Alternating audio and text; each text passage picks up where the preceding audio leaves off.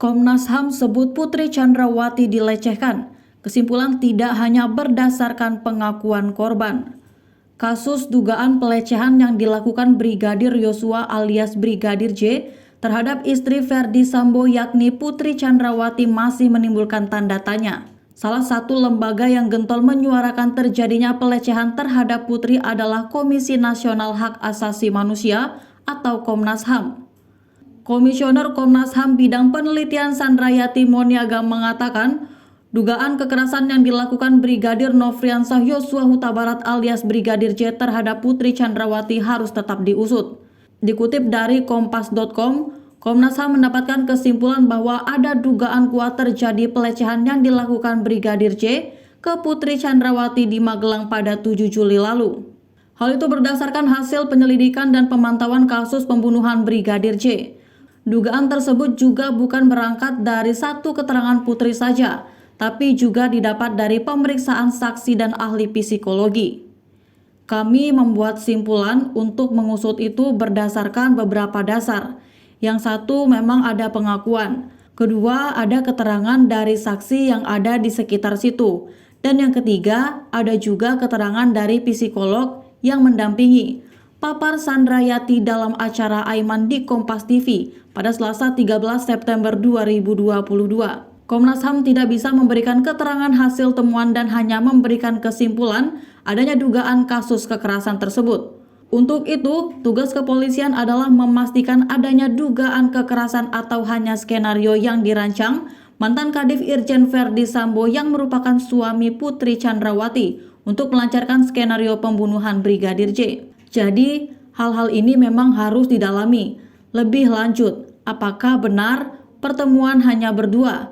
Karena itu kan kesaksian dari satu orang. Ini yang harus didalami polisi, papar dia. Alasan lainnya juga pernah diungkap dalam pembacaan laporan penyidikan dan pemantauan Komnas HAM terkait kasus pembunuhan Brigadir J pada 1 September 2022. Komisioner Komnas HAM bidang penyuluhan BK Ulung Haspara mengatakan bahwa ada potensi pelanggaran HAM bila dugaan kekerasan tidak diusut secara tuntas. Hal yang dilanggar yaitu memperoleh keadilan yang dijamin dalam pasal 17 Undang-Undang Nomor 39 Tahun 1999. Brigadir J yang diduga melakukan kekerasan terhadap saudari PC telah dieksekusi tanpa melalui proses penyelidikan, penyidikan, penuntutan, persidangan, dan seterusnya. Selain itu, terhadap saudari PC terhambat kebebasannya untuk melaporkan kejadian dugaan kekerasan yang dialaminya ke kepolisian tanpa intervensi siapapun, kata BK. Sementara Kabareskrim Komjen Agus Andrianto mengatakan sepanjang ada alat bukti yang cukup, dugaan kasus pelecehan dapat diproses. Komjen Agus pun menyayangkan dugaan pelecehan yang dialami Putri Chandrawati itu tidak dilaporkan yang bersangkutan ataupun Ferdi Sambo ke Polres setempat.